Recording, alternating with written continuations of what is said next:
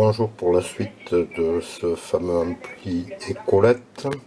Donc le problème est toujours donc la saturation. Donc ce que j'ai fait, j'ai enlevé les deux tubes de puissance et on a un écrêtage qui est sur le sommet du signal. Donc là j'ai débranché le condensateur de liaison du déphaseur de Schmitt.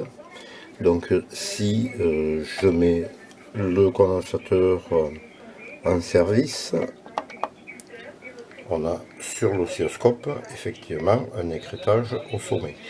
Donc ce qui se passe, il peut y avoir une tension continue qui vient faire conduire le tube déphaseur. Si je mets maintenant le condensateur que j'ai mis comme ça, on obtient un signal qui est beaucoup plus correct. Donc ce qui prouve bien que le condensateur de liaison est légèrement fuiteux. Pour contrôler ensuite les deux condensateurs de liaison de grille, on prend donc le voltmètre, on mesure la tension sur la grille des tubes sans signal. Donc ici sur ce tube j'ai moins 28,8, pour pas dire moins 29. On va regarder sur l'autre grille du deuxième tube.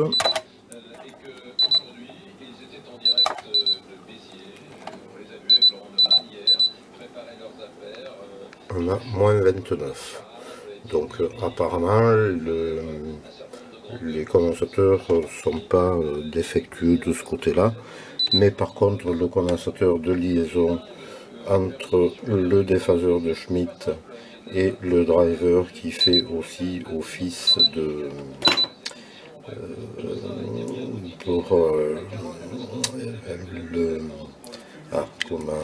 le vibrato, donc qui fait varier en fait la conduction du tube, c'est que nous avons un écrêtage qui est dû à la fuite du condensateur.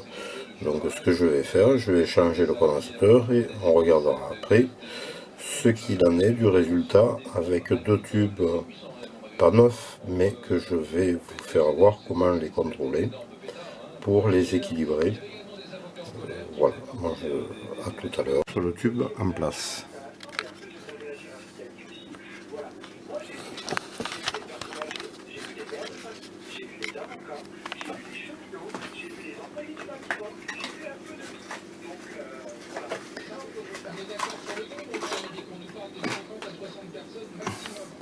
Alors le courant nordique, il nous donne ici I anode, donc 75 milliampères.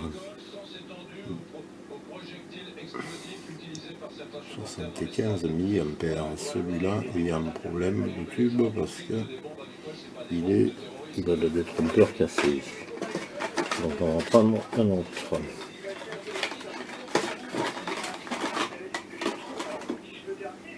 Ah mais ils ont tous le détrompeur cassé.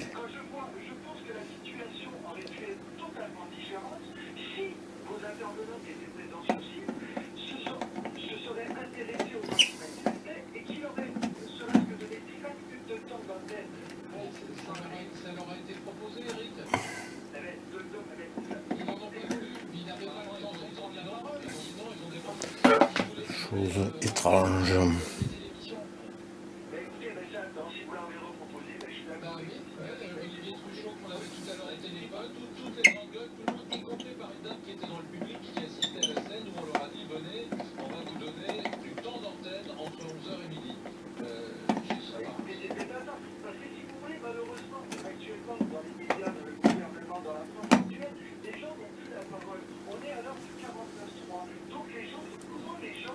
Essayer de trouver autre chose parce que là, problème dans ces tubes qui ont tous le détrompeur cassé. Alors voilà, qui est correct.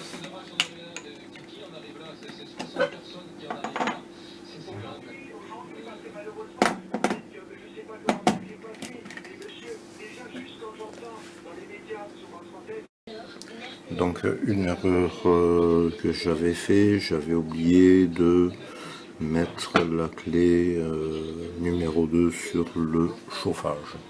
Donc voilà, ça c'est en place, c'est fait. Donc notre courant ici d'analyse de ce tube est de 72 mA. Donc il donne 75 dans la théorie. On va essayer de trouver un autre tube qui est à l'identique de ça.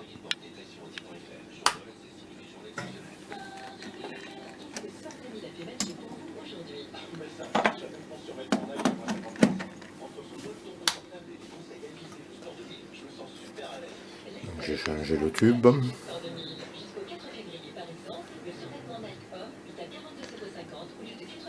On attend qu'il chauffe un peu. On envoie la haute tension. Le courant de gris de anodique monte progressivement.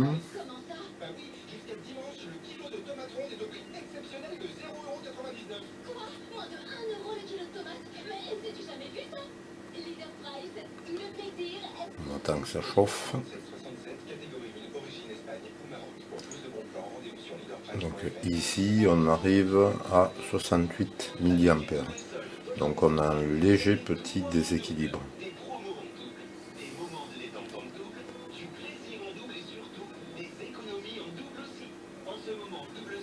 On va couper la haute tension.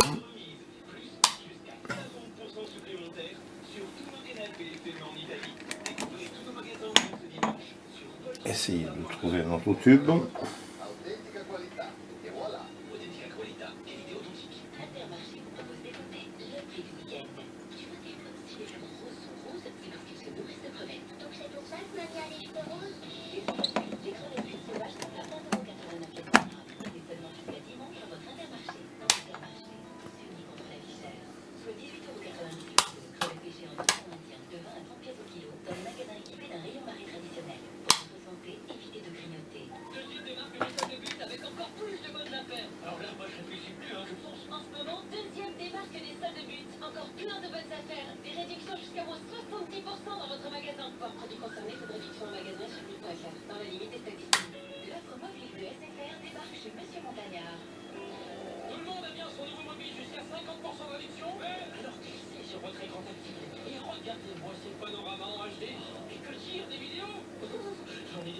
Donc là, on est pareil à 72 mA pour l'instant.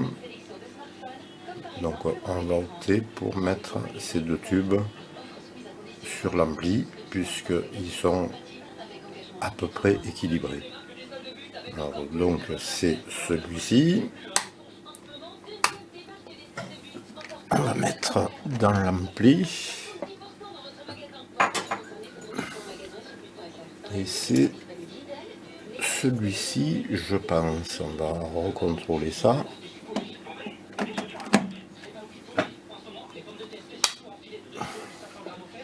Qui est quand même un peu chaud.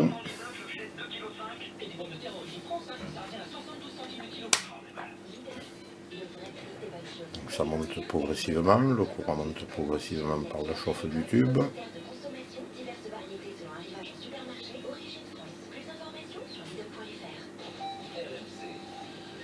Et on atteint même 75 mA. Donc 72-75, c'est à peu près équilibré, ce qui n'est pas toujours évident sur des tubes, donc même achetés soi-disant appairés. Voilà, donc pour ça, on coupe l'alimentation et on voit la suite sur le suite donc concernant l'ampli, guitare et colette. Voilà. Donc j'ai changé le condensateur de liaison ici du déphaseur de Schmitt. Donc il y avait une légère fuite dans le condensateur, ce qui amenait à conduction le tube, donc ce qui nous faisait un écrêtage sur le haut, puisque ce tube se trouvait déséquilibré par rapport à celui-là.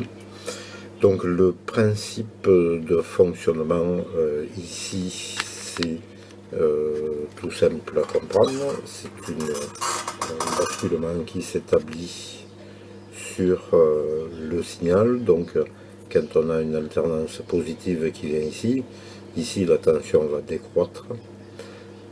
Donc en décroissant, c'est-à-dire le courant va augmenter au travers du tube, va venir donc sur la cathode ici du second tube. Et qu'est-ce qui va se passer? Ce tube va se bloquer, donc forcément ici la tension va monter. Donc l'inversion se fait comme ça. Ici donc le préampli, je n'ai représenté qu'une partie, il y a une résistance de sommation pour les deux canaux, mais bon, j'ai pas trouvé utile de faire la représentation. Voilà donc le montage du déphaseur de Schmitt. Alors la polarisation se fait par ici la résistance de cathode ici et la résistance qui permet le calcul du déphasage, du courant de déphasage optimal par rapport aux deux résistances anodiques.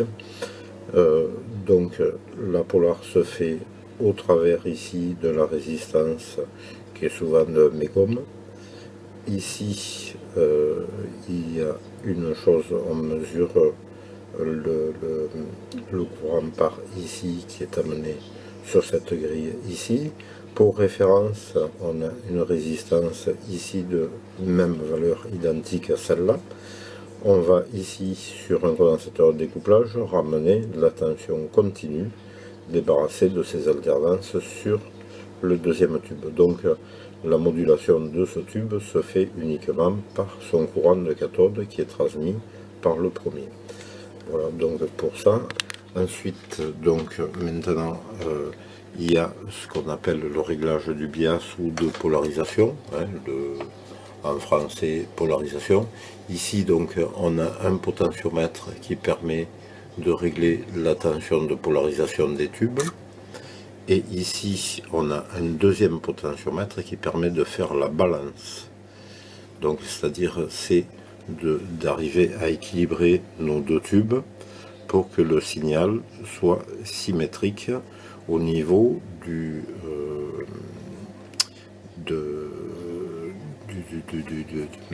l'écrêtage et donc du gain aussi. Alors donc si ici je monte le volume,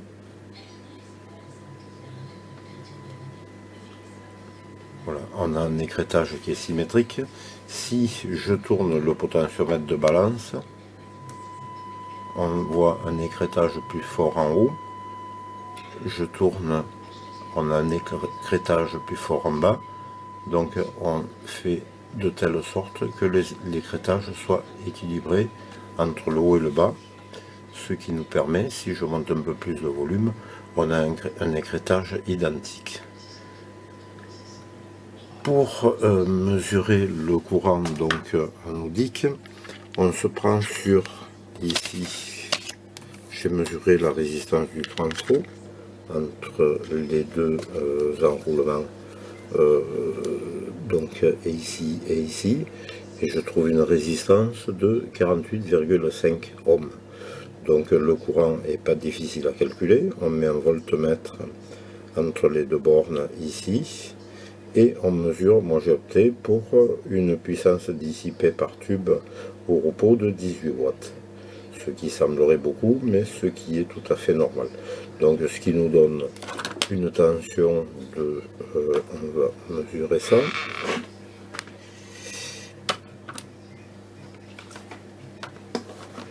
Donc je vais mettre ici mon voltmètre sur le milieu du transfo, le point milieu. Là ici l'anode est raccordée, je prends mon voltmètre, je me mets en continu.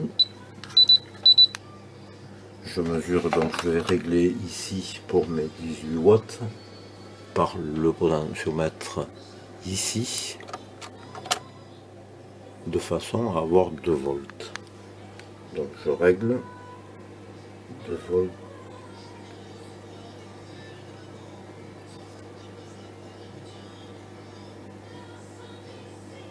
C'est un peu pointu, mais bon...